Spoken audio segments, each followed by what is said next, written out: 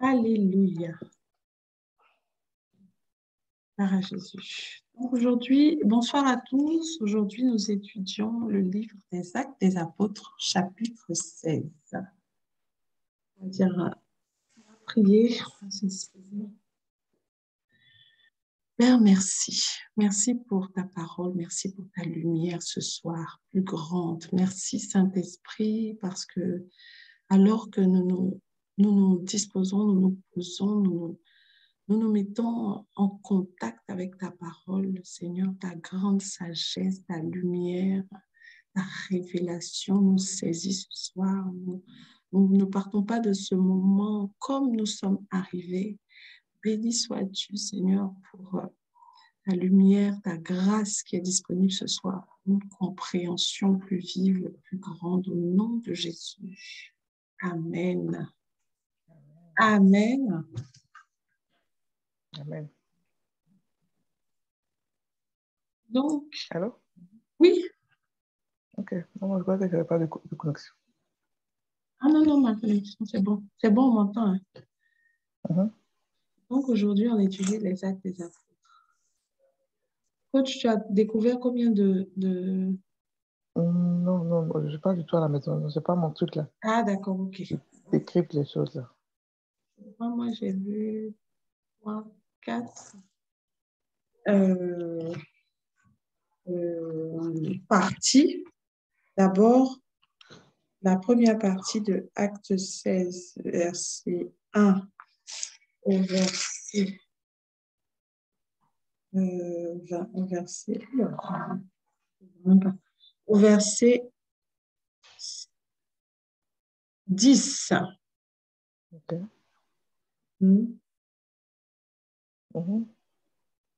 Ça ou bien un peu plus long, jusqu'au verset... Non, on va faire jusqu'au verset 15, voilà. Acte 1 à 15, c'est mieux. Okay. Alléluia. Je lis la parole. Attends, je vais partager mon écran.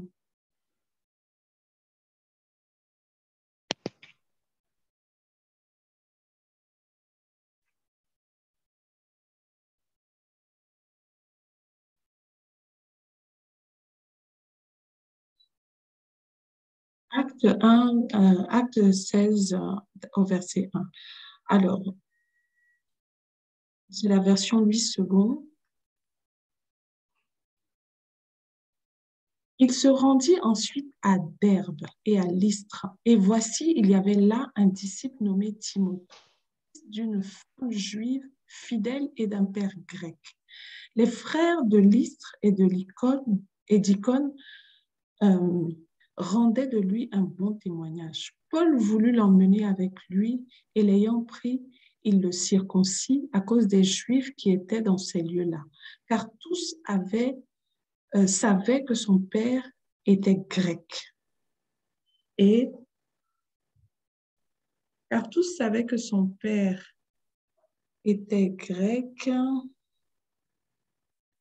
En passant par les villes, il recommandait aux frères d'observer les décisions des apôtres et des anciens de Jérusalem. Les églises se fortifiaient dans la foi et augmentaient en nombre de jour en jour. Ayant été empêchés par le Saint-Esprit d'annoncer la parole dans l'Asie, ils traversèrent la Phrygie et le pays de Galatie. Arrivés près de la Mysie, ils se disposaient à entrer en Bithynie. Mais le Saint-Esprit de Jésus ne leur permit pas. Ils franchirent alors la Mysie et descendirent à Troas. Pendant la nuit, Paul eut une vision. Un Macédonien lui apparut et lui fit cette prière. « Passe en Macédoine, secours-nous. » À cette vision de Paul, nous cherchâmes aussitôt à nous rendre en Macédoine, concluant que le Seigneur nous appelait à y annoncer la bonne nouvelle. Étant partis de Troas, nous fîmes voile directement vers la Samothrace et le lendemain, nous débarquâmes à Néapolis. De là, nous allâmes à Philippe, qui est la première ville d'un district de Macédoine et une colonie. Nous passâmes quelques jours dans cette ville. Le jour du sabbat, nous nous rendîmes hors de la porte vers une rivière où nous pensions que nous trouverions un lieu de prière. nous nous assîmes et nous parlâmes aux femmes qui étaient réunies. L'une d'elles, on va s'arrêter là, était réunie. Amen. L'une d'elles, nommée Lydie, marchande de pourpre de la ville de Thyatire, était une femme craignant Dieu et elle écoutait le Seigneur. Elle écoutait. Le Seigneur lui ouvrit le cœur pour qu'elle fût attentive à ce que Paul disait. Lorsqu'elle eut été baptisée avec sa famille, elle nous fit cette demande. Si vous me jugez fidèle au Seigneur, entrez dans ma maison et demeurez-y. Et elle nous pressa par ses instances. Amen. On s'arrête au verset 15. Okay. Voilà. Donc, on va partager ce qu'on a reçu, on a vu, on a remarqué dans ce passage. Il y a 3 éléments dans ce passage qu'on a vu. D'abord, on voit que Paul et Silas, cette fois-ci, quand on a étudié le passage, le chapitre 15, on a vu que Paul, qui était d'abord avec Barnabas, sur enfin, on a assez débattu de ça, sur une divergence pacifique, ils se sont séparés et Silas a rejoint Paul. Donc, Paul et Silas continuent la mission avec grande joie. Et là, on se rend compte qu'ils viennent encore visiter. Ils se sont rendus à Derbe et à Lystre pour aller visiter encore les frères qui sont là-bas. Et là, ils vont faire une belle rencontre, celle de Timothée. C'est ça, hein? Celle de Timothée, que Paul affectionne particulièrement comme un fils. Et je pense qu'il va les suivre aussi, c'est ça. Hein. Et ce que j'ai remarqué dans ce passage, c'est que c'est leur sensibilité au Saint-Esprit. Ils étaient tellement à l'écoute du Saint-Esprit, ils étaient sensibles à la voix de l'Esprit qui les dirigeait vraiment sur leur chemin. Et ils ont été attentifs même. Et puis, ce que je voulais dire aussi, c'est que le Seigneur parle tantôt d'une manière, tantôt d'une autre. Vraiment, de toutes sortes de manières. Il faut vraiment avoir cette sensibilité, cette disponibilité pour écouter comment le Seigneur va te diriger, parce que là, c'est lors d'une vision. On dit pendant la nuit, certainement, il dormait. Un Macédonien lui a apparu. Il a fait cette prière: passe en Macédoine, secours-nous. Paul avait le discernement pour comprendre que ça venait du Seigneur. Et puis tout de suite, il s'est exécuté. Et il s'est exécuté. Ils étaient tellement obéissants, ils étaient tellement sensibles à la voix du Saint-Esprit et vraiment obéissants. Ils étaient conscients qu'ils étaient partenaires et ouvriers avec le Saint-Esprit. C'est lui le maître, c'est lui qui dirige la mission. Donc, c'est merveilleux. Ensuite, ce que j'ai vu aussi, c'est que le narrateur, en tout cas celui qui écrit maintenant, il est rentré dans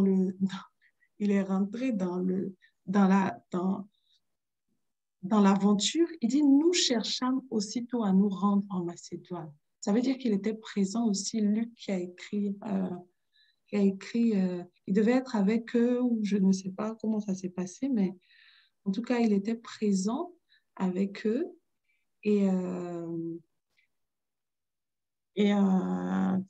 ensuite, ils ont rencontré aussi, on parle d'une belle rencontre qui est celle de Lydie. Lydie, une femme on l'a décrit comme craignant Dieu, et elle écoutait. Et il est écrit que le Seigneur lui ouvrit le cœur pour qu'elle fût attentive à ce que disait Paul. Donc vraiment, là aussi, on peut remarquer que c'est le Seigneur qui rend disponible le cœur des personnes à sa parole. C'est pour ça que quand on va évangéliser, on ne doit pas perdre de vue cette importante phase qui est la prière, pour que le Seigneur ouvre les cœurs le cœur des personnes que nous allons rencontrer lorsque la phase de la prière avant l'évangélisation, avant de parler, avant de prêcher l'évangile est essentielle pour que les cœurs soient ouverts. Sinon, ils ne peuvent pas comprendre les Écritures. Voilà. Donc, quand ils ont parlé à cette femme Lydie, elle a été baptisée avec sa famille. C'est magnifique. Voilà, c'est ce que je voulais dire. Si quelqu'un d'autre veut ajouter quelque chose. Amen. Amen. On est quand même. Attends, est-ce que Chris, il a son micro qui marche? Parce que lui, son micro ne marche pas souvent. Ah, mince. Chris, son micro marche? Anyway, on va continuer. OK. Donc, moi, la première partie où tu parlais, je n'étais pas là. Je me suis mis mute parce que j'ai eu une petite préoccupation. Sinon, je n'ai pas entendu ce que tu as dit depuis le début. Je suis arrivée il y a pas trop longtemps. Il n'y a pas de souci. Bon, moi, je vais dire ce que moi j'ai vu au début. Voilà, on dit qu'il a pris Timothée et il a fait circoncire Timothée à cause des autres juifs qui étaient encore dans la loi, qui se disaient que pour être chrétien, il faut forcément être circoncis. Il n'avait pas encore compris que l'évangile était parti partout. Moi, ce qui m'a touché, c'est qu'il a accepté de circoncire Timothée. Et Timothée lui-même s'est soumis à la circoncision parce que ce n'était pas un enfant. Donc, c'était jeune, c'était adolescent, tout ça là. Mais c'est pour montrer que souvent, ce n'est pas toutes les batailles qu'il faut faire. C'est-à-dire que souvent, quand les religieux t'emmerdent et tout ça là, tu fais ce qui est bon. Parce que souvent, il y a des... Par exemple, comme ça, tu n'as pas été consacré pasteur quelque part. Eux, il y a des trucs qu'ils veulent voir pour vraiment te respecter, les titres et tout ça là. Tu vois. Maintenant, si ce n'est pas conforme à leur expectation, comment dire ça, à ce qui s'attend, il n'y a pas de problème à ce que tu fasses, rien que pour les yeux. C'est pour ça que Jésus a dit même à Jean-Baptiste que c'est vrai que c'est moi qui dois te baptiser, c'est moi qui suis plus, mais à cause des autres, pour le moment, faisons comme ce qu'il est écrit. C'est comme ça qu'ils veulent, c'est comme ça que ça est écrit, c'est comme ça qu'ils doivent voir. Donc souvent, ici, Paul ici s'est soumis, il ne s'est pas vraiment soumis, en tout cas, il s'est soumis à tout cas, comme une parole qui vient, qui me dit, vous qui êtes forts dans la foi, ne discutez pas les opinions avec ceux qui ne sont pas faibles, ceux qui sont faibles, parce que ça n'a pas de sens. Si le faible dans la foi te dit que non, que voilà, ça va voir, c'est pour lui, c'est une pierre d'achoppement, pour lui, c'est un scandale. Tu le fais et puis tu avances, parce que tu ne veux pas. Ce sont des trucs, des choses qui irritent l'évangile. C'est-à-dire que tu as un truc à faire. Tu ne vas pas rester là à te battre, à te faire des paroles avec quelqu'un parce qu'à cause de la circoncision. C'est pour circoncire, puis c'est fini, et puis tu avances. Et j'ai bien aimé ça parce qu'il a fait ça rapidement pour partir, pour ne pas avoir. Parce qu'il savait où il partait. Il avait un but. Il savait où partir. Il ne voulait pas être. Comment on appelle ça même, mélangé ou bien retardé à cause des trucs comme ça, des préjugés comme ça. Exact. Donc, il a fait son truc, il a fait et puis il est parti.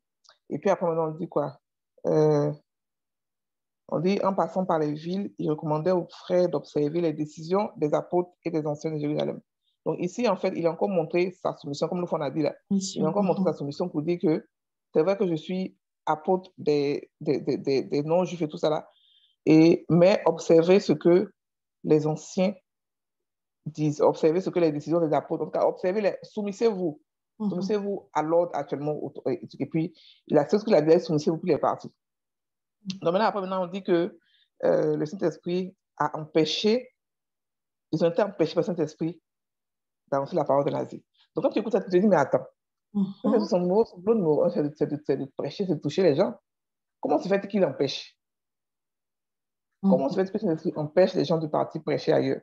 Ça veut dire que tout simplement que le boulot de l'évangélisation, c'est lui qui dirige cela. Amen. Parce que c'est vrai, c'est bien beau de partir dans l'évangélisation dans les pays. Si tu n'as pas été préparé par le Saint-Esprit, il est de tuer là-bas vivant. Surtout qu'il y a des pays, il y a des villes, mais surtout en Afrique, où la sorcellerie a plein bas sont pleins. Sont pleins. Tu pars là-bas sans que le Saint-Esprit t'envoie. Ils te finissent cadeau. On dit, mais c'est pas, ils étaient chrétiens. On a tout le pouvoir, mais le Saint-Esprit connaît aussi quelles sont nos lacunes, quelles sont nos limites. Donc, c'est lui qui est le maître de la moisson. C'est lui qui nous aide, c'est nous qui nous guide pour nous, pars là-bas, ne va pas, reste ici, ne va pas. C'est lui qui nous dit, c'est lui qui nous donne, qui nous inspire. Quand il ne va pas, on ne va pas. Amen. Voilà, parce qu'il y a beaucoup de gens qui sont levés, sont allés marcher sur l'eau, ils sont morts. On ne les a pas envoyés.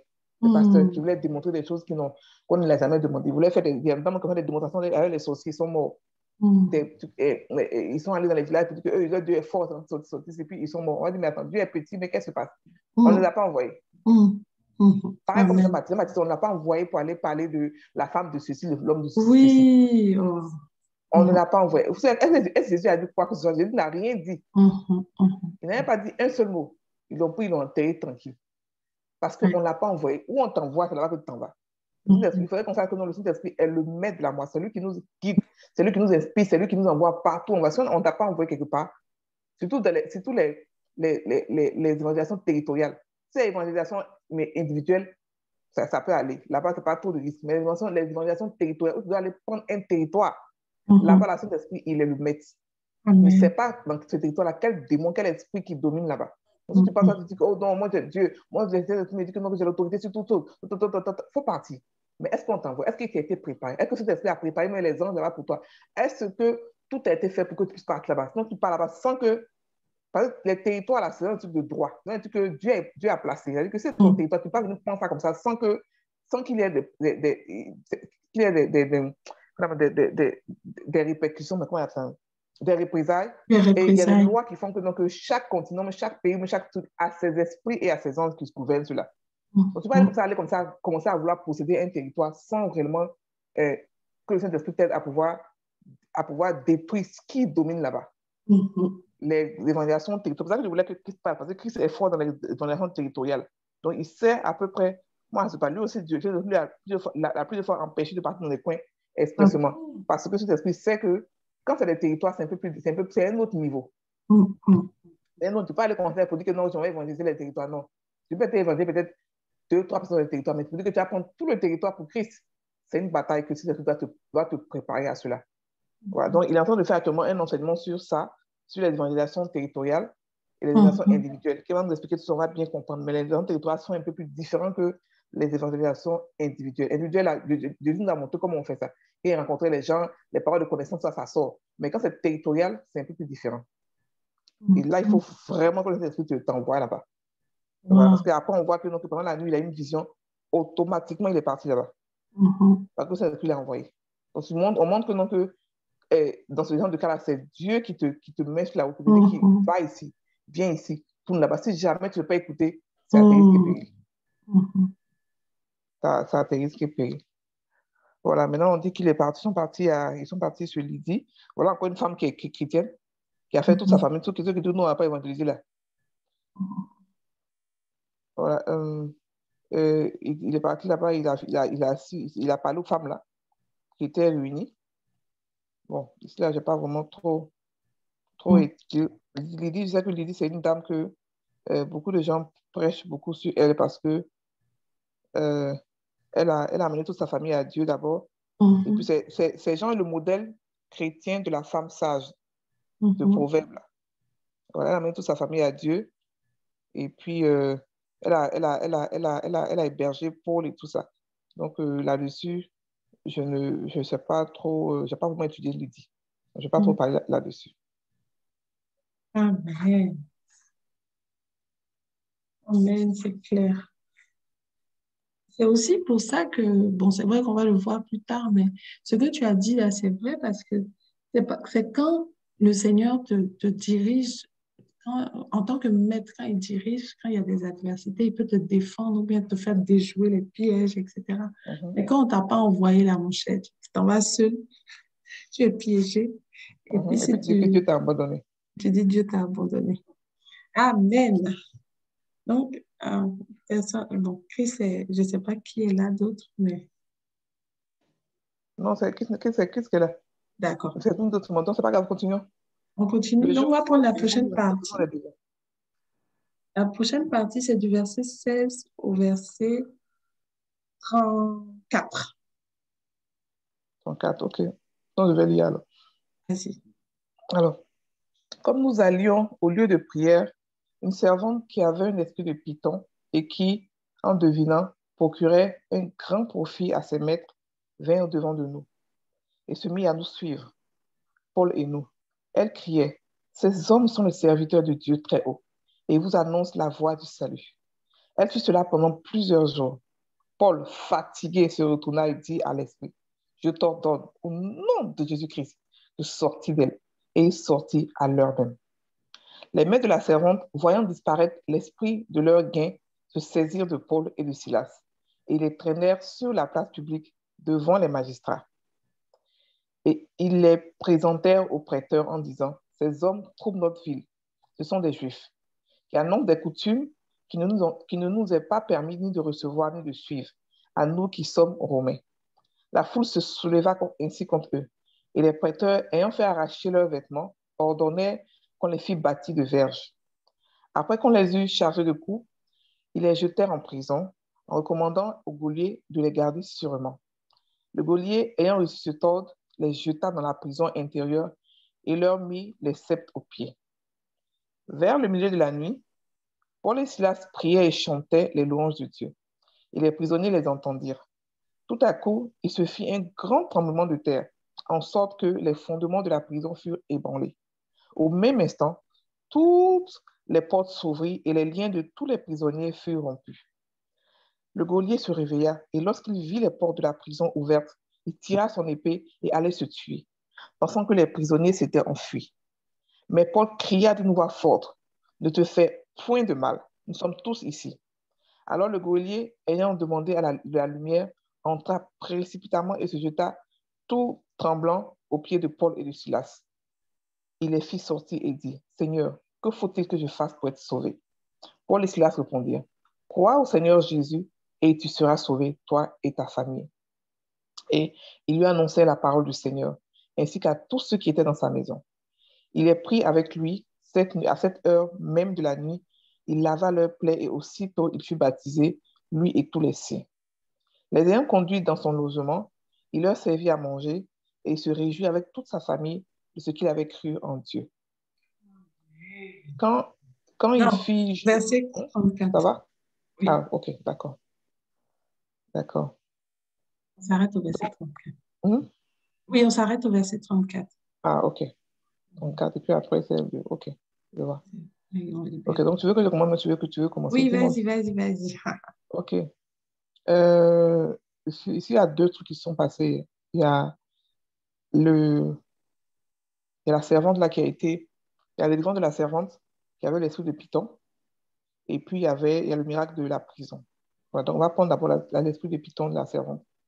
Donc, ici, on montre que la dame, elle suivait Paul et puis Silas. Et puis, elle criait. Elle criait. Ça veut dire que le diable aussi prophétise. Donc, la différence, c'est que si tu ne... Parce que elle a... Et sûrement que quand elle a parlé au début, ils n'ont pas vraiment prêté attention. Ils se sont dit, ah, c'est une de ces... Tu vois, non, c'est quelqu'un qui a l'esprit de Dieu et tout ça.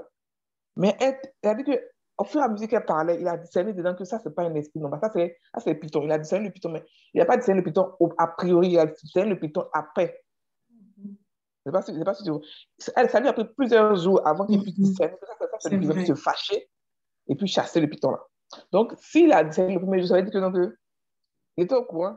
Soit il était au courant et puis il a laissé passer, il a laissé. Soit il n'était pas au courant, mais après il a discerné que ça, c'est pas un esprit normal et puis il a chassé. Il a dû discerner ça et puis après il a chassé. Donc, et moi, ce qui m'a le plus touché, c'est qu'il était fatigué.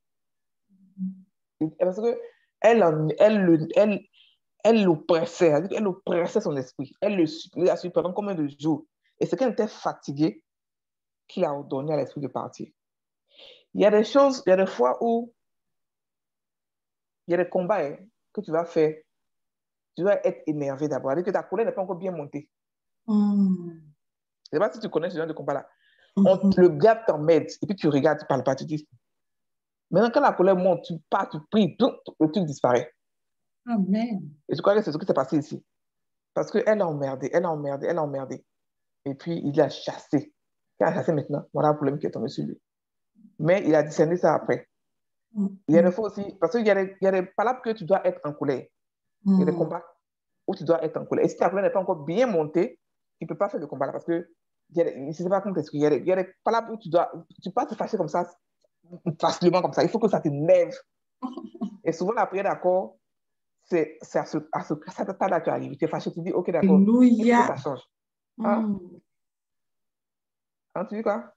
Non, j'ai dit Alléluia. Yes, Voilà. yes, je confirme. Il, il faut que ça change. Il faut que ça change. Donc, c'est comme cela que... euh, OK, donc c'est comme ça. Écrit dit que je reçois 5%, 5%. Oui, Donc, oui. c'est comme cela que tu fais quelque chose. Et là, elle est en train de, comment on dit ça en français, elle est en train de build up la colère de Paul. Il dit, Mm. c'est la vie. Quand la colère a pris, il l'a chassé. Parce que souvent, le nom de Jésus, parce que ce que moi j'ai compris dans le Jésus, souvent il y a la colère, les émotions sont dedans. Parce que Mm. quand on maudit, par exemple, mais quand on bénit, par exemple, il faut remarquer qu'on bénit avec la colère. Quand on maudit Mhm. plutôt avec la colère, ça marche. Et aussi, Mhm. quand on bénit aussi avec l'amour, et la compassion, ça marche. Je sais pas si c'est pas... Tu vois les gens qui maudissent au pays, là, c'est la Mm. colère. Même ceux qui font, même quand ils font ils mettent l'eau sur le sol, puis ils parlent, les émotions sont impliquées dedans. Donc, Mm. le nom de Jésus, là, il y a des émotions qui doivent être impliquées dedans. Mm. Il y a des émotions qui doivent être impliquées dedans. C'est pas seulement que notre corps, surtout quand on commande, il faut qu'il y ait un peu de colère. Et souvent, tu peux laisser ta colère monter exprès. Pas que tu veux seulement que la colère soit assez forte pour pouvoir chasser ça au nom de Jésus. Parce que quand on commande quelque chose, on commande. Surtout quand tu Oui. entends d'apprendre, quand tu entends de tester le nom de Jésus, là, c'est à ce stade-là, c'est à ce niveau-là que tu arrives. Tu laisses, tu dis, OK, d'accord, ma colère doit monter. Il y a une de mes petites là, elle a un don de guérison. Mm. Elle se guérit depuis qu'elle a 4 ans, elle se guérit elle-même. Wow. Elle attend que la maladie soit à un stade où elle est très énervée. Quand elle est très énervée, elle compte, la maladie disparaît. Wow. C'est son truc, hein? Non, Donc, elle non, est j'ai dit malade. wow. Mhm. Donc, elle est malade, ne m'inquiète pas. Elle dit, toi, tu sais que tu as participé. Elle me dit, mais fais, non, il faut que ma colère monte. Et puis, je ris. Il faut que ma colère monte d'abord. Quand ma colère monte, je commande. Parce que quand ma colère monte pas, puis je commande, ça ne va pas. Effectivement. Même non, quand tu t'entraînes le nom de Jésus, là, tant que ta colère n'est pas montée, là, à un moment, surtout pour le commander, on parle de commander, pas de demander. Enfin, le nom, on fait beaucoup de choses avec ça. Mais quand il s'agit de Mm. commander quelque chose, pas, souvent, il faut la colère. Si la colère n'est pas là, commander, ça ne va pas partir. Parce que tes Mm. émotions ne sont pas involves. Donc, c'est ce que ici, Paul a impliqué ses émotions ici. Voilà. Maintenant, la femme qui a le piton, là, on dit, Mhm. elle prophétisait, elle disait que ce qu'elle disait, c'est la vérité, non? Mais Oui. pourquoi c'est piton? Elle parlait, elle disait la vérité, ces hommes sont les serviteurs du Très-Haut. Elle expliquait, mais là, ça veut dire que donc, entre nous, le corps du Christ, il y a des pitonniers là-bas. Mm. Faisons attention. Seulement, il faut qu'on soit, on sache discerner. C'est Il y a vrai. des pitonniers là. Moi, une fois, moi, l'esprit des pitonniers, je me suis confronté à cet esprit-là il y a peut-être 6 ou 7 mois, je ne le connaissais pas. Mais Mhm. c'est un esprit qui ment beaucoup. Quand Dieu m'a dit que c'est l'esprit des pitonniers, j'étais étonné. Ah C'est bon? une femme qui est venue, qui avait tout ce c'est-à-dire qu'elle sait convaincre, elle sait parler, elle a la présence, elle a tout, mais quand elle ouvre sa bouche, c'est vrai que du mensonge qui sort de sa bouche. Mm. Du mensonge, mais je t'assure que c'est grave. Et puis, elle sait qu'elle peut t'escroquer des millions, et puis elle fait là sereinement. Tu lui parles, elle fait comme si elle dit que toi-même, qu'elle finit de t'escroquer, toi-même, tu te dis que non, que tu es âgé. Quand tu te dis que non, que c'est faux, tu es âgé, que c'est pas possible, elle n'a pas fait ça. Mais du coup, il est très subtil. Et Mhm. elle a vérité. Mais c'est un grand menteur. C'est Wow. un grand menteur. Donc, c'est un esprit qu'il faut faire attention. Ça veut dire qu'il faut avoir, il faut que c'est un truc que Dieu t'apprend dans ton intimité avec lui. Ça, c'est Mhm. Python. Ça, c'est comme ceci. C'est pour ça que c'est un des rares esprits qu'on a que la Bible a parlé. On dit esprit de Python. Donc, c'est un esprit qui est vraiment très subtil. Il ressemble à tout. Parce qu'on dit qu'il a prophétisé, il a parlé, il a parlé. Il ressemble à tout, mais en fait, il dit la vérité, mais d'une manière un peu plus différente que la vérité. C'est-à-dire que ça Mhm. ressemble à la vérité, mais ce n'est pas la vérité. Ça ressemble Ex- de très près à la vérité, mais ce n'est pas la vérité. Et pouvoir Mhm. discerner ça, ce n'est pas évident. C'est pas évident de pouvoir discerner l'esprit de Python chez quelqu'un. Sauf si Dieu te donne le discernement pour dire que c'est l'esprit de Python. Voilà. Wow. Donc, c'est ce que je voulais dire. Maintenant, toi, tu partages pour ton va maintenant faire après pour, pour, pour l'épice là, dans la case. Là. Mhm. Non, non, tu as bien dit, tu es exactement. Donc, l'esprit, la source, il faut bien, c'est pas parce que on peut entendre certaines vérités, hein, qui peuvent paraître être des vérités, que ça doit être, on doit prendre, on doit l'accepter. C'est important pour nous de discerner la source de, de l'information ou de la prophétie ou bien de la... C'est pour ça que c'est délicat aussi quand on aime trop les prophéties aussi, on peut être vraiment trompé. Exactement. Ceux qui courent toujours pour aller chercher les prophéties d'église en église Mhm, parce que mhm, être terrible, ça peut être dangereux parce que si tu mhm. ne discernes pas l'esprit qui est derrière, mais tu peux te corrompre mal. C'est vrai, c'est vrai. Euh, c'est tellement, ouais. Elle n'avait rien dit de méchant, apparemment. D'abord, elle n'a pas prononcé le nom de Jésus parce que le Mhm. diable ne peut pas dire Jésus. Il a dit du très haut. Ce sont des, ce Non, sont des... mais il y a des fois pour le nom de Jésus. Parce Ah que tu te bon? rappelles les frères là, les frères qu'on a frappés là. Ah Il oui, dit au nom de Jésus que Paul prêche. Il dit oui, on connaît Jésus, mais toi on ne te connaît pas. Ils ont dit Jésus. ouais, c'est Il vrai. dit on connaît Jésus, on connaît Paul, mais toi on ne te connaît pas. Et En tout cas, on doit puis faire ils l'ont bien attention. frappé. Mm, mm, mm. Que notre esprit de discernement soit bien affûté. Mm. Mais quand cet esprit-là vient, ton esprit n'est pas en paix. Surtout quand tu as C'est l'esprit de ça. Dieu, tu Mm, sens quelque chose. mm, mm, Sauf si tu cherches, sauf si tu n'as pas d'intimité avec Dieu, tu n'as pas d'intimité, tu ne peux pas pouvoir s'en mettre. Quand il vient puis il parle, tu sens quelque chose. Tu ne sais pas c'est quoi, mais tu sens qu'il y a quelque chose qui n'est pas mm, mm, mm, mm, mm, propre ici, quelque chose qui n'est pas vrai. Tu sens quelque chose. Tu ne sais pas peut-être mettre la main là-dessus, mais tu sais que ton esprit n'est pas en paix. mm. Parce que quand la dame là est venue, commencer à nous mentir là, mon esprit n'était pas en paix depuis le début. J'ai commencé à prier, Seigneur, il y a quelque chose qui se passe. C'est comme si c'était la première fois que je me confrontais à cet esprit, je n'arrivais pas à discerner ce que c'était. Mais il y avait quelque chose qui n'était pas normal. Wow. D'accord. De toute façon, oui, c'est clair, c'est clair. Quand on n'a pas le même esprit, on le sent, on le sent. Il y a une gêne particulière et ça a tourmenté Paul pendant un moment. Non, il ne pouvait plus résister. Ça l'énervait. Il a mal chassé. Très bien même.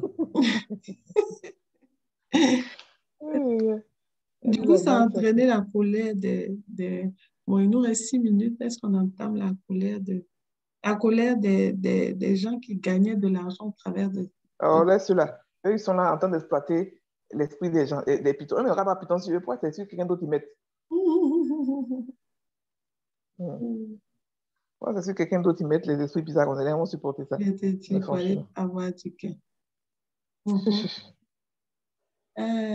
Il y a, il y a une, il y a, il y a, il y a une, alors, excuse-moi, j'avais vu ces hommes troublent la ville. Quand ils ont commencé à les accuser, là, voyant ça, hein, ils ont dit une parole, là, au verset 21. Ce sont des Juifs qui annoncent des coutumes qui ne nous est pas permis ni de recevoir, ni de suivre à nous qui sommes Romains. C'est Mhm. pas ça. C'est-à-dire qu'ils s'interdisaient, ils étaient conservateurs de leur loi. Ils ne voulaient pas accepter, ils considéraient que Paul et Silas parlaient d'une nouvelle, enfin, je vais maintenant griffer une religion ou bien quelque chose qui est autre que leur coutume, que leur loi. Il dit, il ne nous est permis ni de recevoir, ni de suivre. Ça veut dire qu'ils se refusaient tout de suite ils se refusaient eux-mêmes à l'évangile. Nous qui sommes romains. En fait, ça ne les gênait pas hein, avant que la python soit là. Que Ça, c'est Paul et puis prêchait. Ça ne les gênait pas du moment où leur argent n'était pas inclus, n'était pas un truc menacé. impliqué, voilà, menacé, ça ne Mhm. les gênait pas. Donc, en fait, même si ce sont les gens qui aiment là, c'est tout. Sinon, c'est pas comme s'ils ont des coutumes. Les Romains, ils ont quelles coutumes? Les Romains et puis les Grecs, tout ce qu'ils avaient comme coutume, c'était les sages, c'était discuter, c'était parler beaucoup, c'était pas vraiment des coutumes, ils avaient des coutumes barbares. Et puis, Mhm. ils n'étaient pas ni chrétiens, ni laïcs, ni. Et s'ils avaient des religions, je ne sais pas s'ils avaient une religion. Hein. Parce qu'après, ils ont take over la religion chrétienne pour faire le catholicisme. Mhm. Donc, je ne Mhm. sais pas si. Je sais que moi, c'était un peuple qui était fort, qui dominait le monde en ce moment. Mhm. Mhm. Je ne Ils sais étaient pas si. certainement dans l'idolâtrie aussi, non? Non? Voilà, c'était dans l'idolâtrie. Ils avaient plein de trucs, effectivement, Mhm. plein d'idoles, plein de statues de ceci, les dieux ceci, les dieux cela. Voilà. Mais je crois que ces hommes-là, eux, particulièrement, ils se sont levés parce que leur gain a été menacé. Ouais, c'est Donc, ça. c'est pas parce qu'ils aimaient vraiment leur religion. Ils s'en foutaient de leur religion. Ok. Mais aussi, les Juifs aussi sont des peuples aussi ne se collaient pas aux gens aussi avant. Mhm. Tu Mhm. comprends? Donc, ils étaient dans le coin. Mais tout d'un coup, ils ont déjà vouloir s'ouvrir pour l'évangile. Donc, c'est un peu suspicieux. Tu vois, quelqu'un qui est dans votre même quartier, et puis ils sont dans leur petit coin, ils sont entre eux, ils se marient entre eux, ils font tout. Et puis tout d'un coup, d'autres sortent là-bas, vous voulez vouloir vous imposer, pas vraiment, en tout cas, vous montrer ce qu'eux, ils font. En tout cas, genre, je sais pas, donc c'est quelque chose aussi que les gens allaient forcément rejeter. C'est vrai, c'est vrai. Ils allaient forcément rejeter, étant donné qu'ils étaient marginalisés pendant longtemps. Et puis aujourd'hui, ils ont ouvert à s'ouvrir pour l'évangile. Donc forcément, ouais. C'est comme si nous, on va dans un pays et puis on se met en couple et puis on est en week-end et puis on s'ouvre. Mais les gens vont trouver ça suspicieux. Je dis, c'est pas possible. Qu'est-ce qui s'est passé là? Pourquoi ils sont ouverts? Là-bas, c'est gâté. En tout cas, ils vont commencer à trouver des trucs bizarres. Donc, Paul et Donc, Silas sont arrivés en Europe, alors. En Rome, c'est l'Europe. Ils ont voyagé. oh non, ils sont même allés en Asie, non? Après, ils sont allés en Asie. Ils sont en Europe, Donc ils sont là, en Asie. Hein? non, je dis donc là, ils sont en Europe. Ils ont Oh, là, vraiment. ils sont en Europe. Là, ils sont en Europe. En ce moment, il n'y avait pas trop, il n'y avait pas d'avion, voiture, tout ça, les pauvres. C'était un bateau, mais c'est bateau, c'est cheval, c'est ça, ils se débrouillaient. Voilà, Donc, on va donc, se reconnecter pour attaquer ah, ok, c'est vrai, 2 ok. minutes. Aïe, aïe, aïe, ok, donc à tout de suite alors. Sorry.